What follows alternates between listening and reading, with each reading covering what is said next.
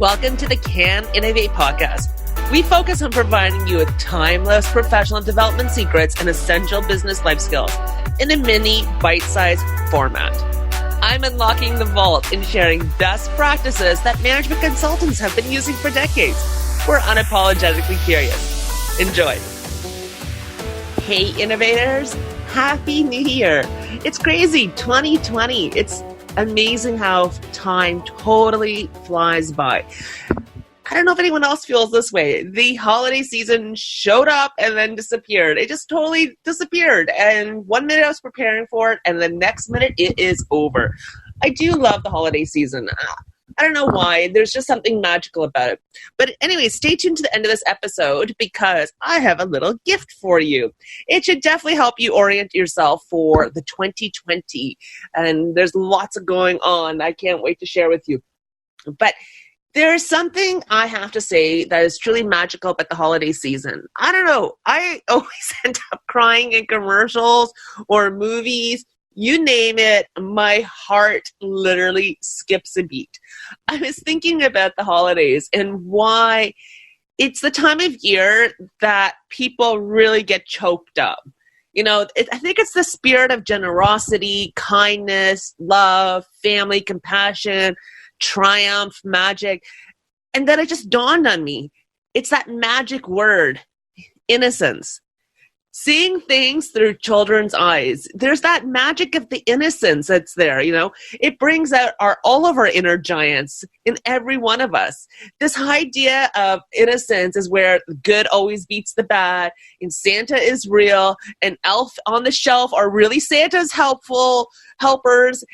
All these joys of wishes and the idea that wishes can and could come true, it just makes it that much more magical.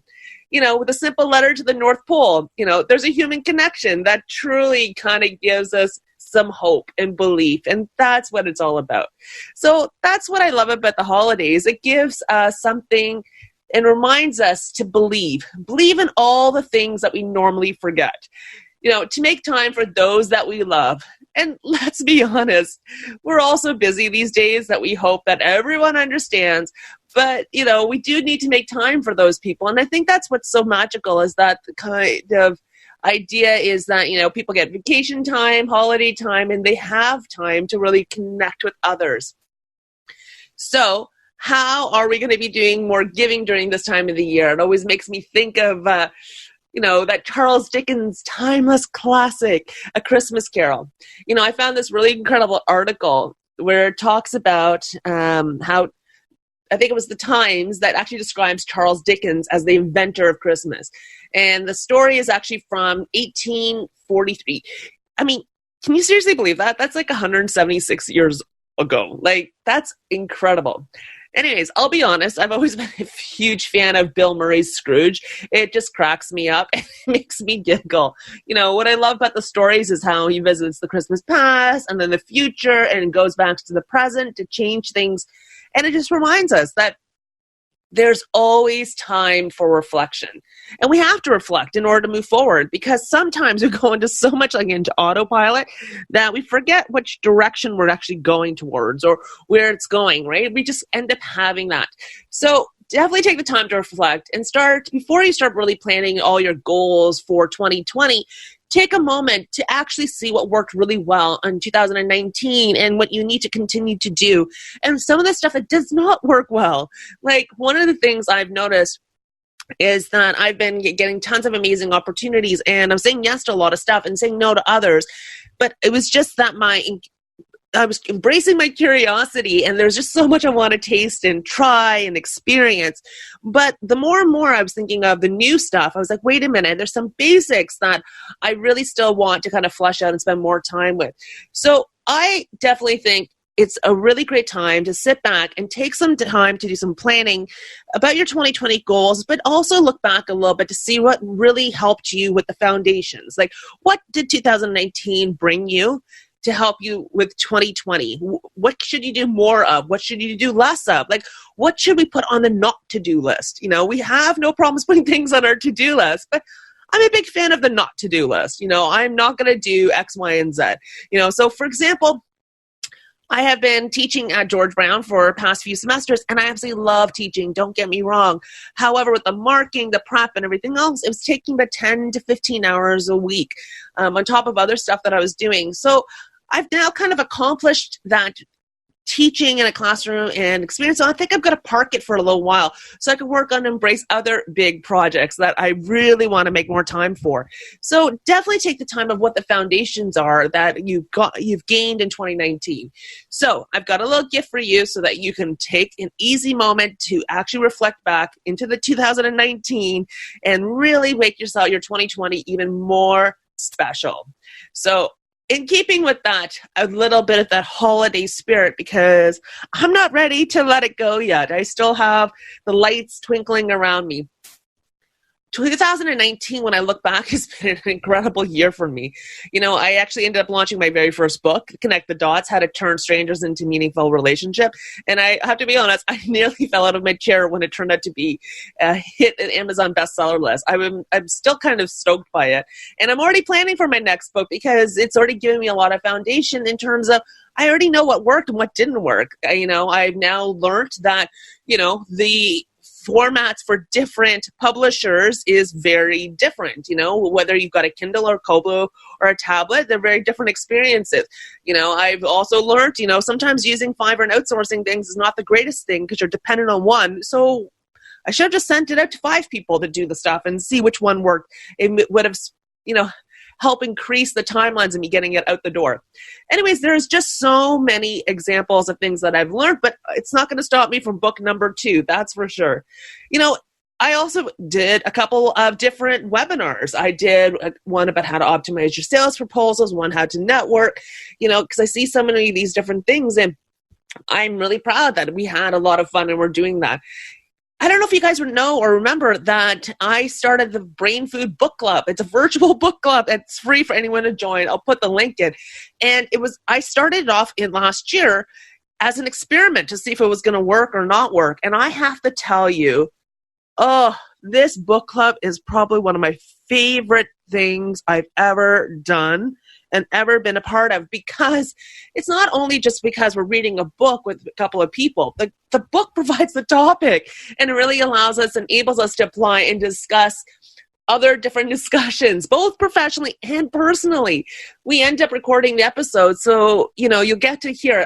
Obviously, I took out the personal banter. We don't want that all out there, but the non-book relevant stuff we've taken out, but the book relevant stuff we've kept, so you could hear it. But this virtual book club has allowed me to develop new friendships, strengthen existing ones, and it allows us to really connect. And we do it in a lunch hour once a month for 45 minutes, and we really just talk. And I've now managed to read more books in 2019 than I ever possibly can. So I'm going to definitely continue doing that in 2020. And in fact, we've already figured out our next 6 months of books, and there's still more books we want to talk about. We have no shortage of ideas. And I'll publish a list of all the books that we've actually read in 2019, because there's some really good golden ones. Now, when I look at 2020, I'm ready to learn something new, both personally and professionally. I've taken on a new role that's been very time consuming, and there's been no shortage of teaching and coaching opportunities, which means I kind of really need to rebalance myself out and to learn something new. It's kind of like that, yin and yang, give and receive. Everything kind of needs to be in balance. So here we are, 2020. Gosh, 2020, I remember a couple of years ago where I was actually writing about where the industry would be in 2020, and now it's actually here. I definitely have a lot more goals in 2020, but more importantly, I have to say, I have a lot more courage. I have to say that I have no excuses. I'm totally ready for 2020. It's game on. And this year, I've decided it's going to be filled with lots of new experiences, both professionally and personally. our Can Innovate podcast has been focusing on Canadian innovators for the past 2 years. Like, I can't believe we're at over 100 episodes and we're still going strong. But now I want to reposition this because we started to launch our, professional tune-ups, which are like little 20-minute little mini sessions. And I'm going to continue doing that instead. I really love the fact that I'm constantly trying to find ways to improve myself, not just from a personal perspective, but a professional perspective. So the Can Innovate podcast is now going to be featuring little mini bite-sized, little kind of professional tune-up sessions where we're going to be featuring timeless professional development secrets and essential business life skills that management consultants have been using for decades.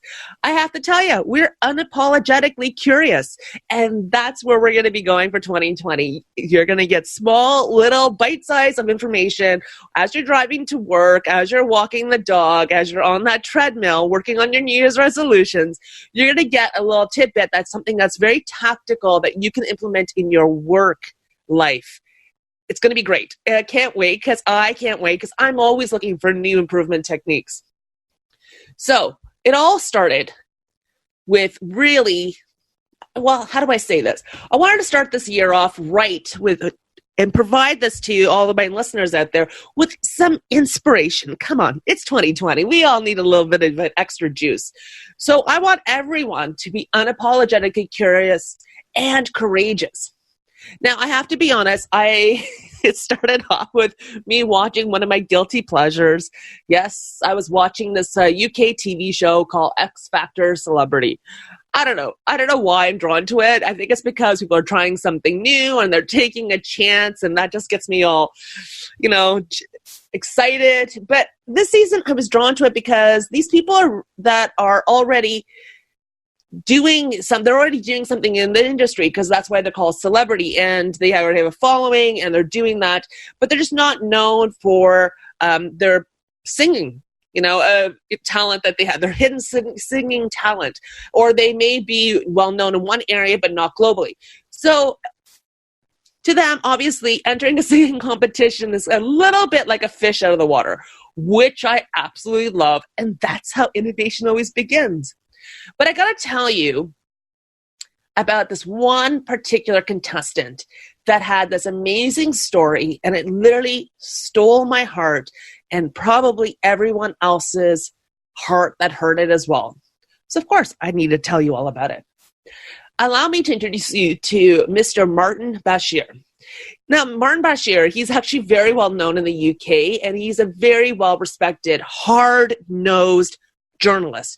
Like, he's interviewed everyone from Princess Diana to Michael Jackson to many politicians. So it really truly came as a surprise where a 54-year-old professional journalist enters a singing competition. Remember what I said? Fish out of the water, right? When they asked about his, where this inspiration came from him to sing, he told this story. He mentioned that his late brother was the driving force behind the inspiration. His brother was 29 years old when he lost the battle of muscular dystrophy, MD. For those that don't know what that means, it's basically a group of muscle diseases that result in a breakdown of all the muscles over time. It's just absolutely heartbreaking. And then Martin shared these wise words of his late brother, Tommy. And I hope it inspires you as much as it did for me. He said, when you grow up with a child and you fight over toys, at age 4, he never fought back. And by the time he was 13, he couldn't feed himself. You feel that you have no excuse for turning down opportunities. Martin actually said, every time I have faced a challenge, I have heard him whispering and saying, what excuse do you have? You have no excuse. Oh, doesn't that just melt your heart? Doesn't that truly, really melt your heart? What excuse do you have? You don't have an excuse. This guy, had this battle with all this crazy disease that really broke down all of his muscles. He lost abilities to do all these things. And honestly, people turning down opportunities when others can't even take those opportunities. Who are you to turn those things down? So I was so inspired by this. And I kept looking around to see if others could be possibly facing those same kind of dilemmas. So I went to a basketball game. It's Raptors in Toronto, which, they did win. So yay, 2019 was big for Toronto for sure. And one of the folks I was with was secretly wanted to get, was a big, huge fan of Superfan. And there's this guy, Nav Bhatia, that goes to every one of the Raptors games for many, many years. And he's got his own little celebrity status that's been growing. So when I kind of probed her about, that's kind of neat, that he's there, blah, blah, blah. She was like, oh yeah, he's, that's kind of neat that he's here. And she was just trying to be nonchalant about it. So I kind of probed and asked questions. And then I discovered she wasn't just talking about, it's great that he's there. She was a huge super fan of the super fan. So I said, why don't you go take a picture with him? She's like, oh my God. She's like, oh no, because we all get a little shy, right? We have that. So off we went, me, I'm like, let's go. Off we went into that line to get a picture. And I just want to say, don't let that fear of being, shy or being judgment or any of those things hold you back, because you know what? You don't have an excuse to lose out on these amazing opportunities that are in front of you. You don't want to regret anything. You want those stories. And even if you took the courage to try something and it turned out to be a disaster, guess what? It's a great story, even better. So don't miss out on an opportunity, and think about those words Martin shared about his brother. Every time he had faced a challenge, he heard his brother Tommy whisper and say, what excuse do you have? You don't. So I wanted to leave that with you for 2020 to make sure that every time you try something new, you learn a new experience or you have a new story to share, you just keep doing it and make sure you really keep doing it. Now, I really hope 2020 provides you with that courage to be, curious. In the words of Tommy, I'm going to keep saying, what excuse do you have? You have no excuse. So make 2020 your best life ever, professionally, personally. Make sure it's a year of adventures. I'm going to be doing something new that I've never done before. I'm actually going snorkeling and scuba diving. I know it sounds crazy. I have never done that. I'm going to do that because that was kind of one of the things I wanted to try out. And I really hope you take the time to remember all of those things. Write down your wish list and dream list and whatever it is, but come up with a plan to make it happen. So, as I promised, I do have a little freebie cheat sheet for you. It's my gift to you as you embrace 2020. I want it to be your best self ever. Revisit the Christmas Goes to the Past in order to help you figure out where you want to go in the future, and be unapologetically curious and courageous in 2020. Be bold, be brave, and adventurous. Sending you all my love, and I can't wait to talk to you again. Cheers. Thank you so much for joining and listening to the podcast. If you enjoyed this episode or any other episode, please share with your friends and colleagues. You can share on social media, the email link, the newsletter, and so on.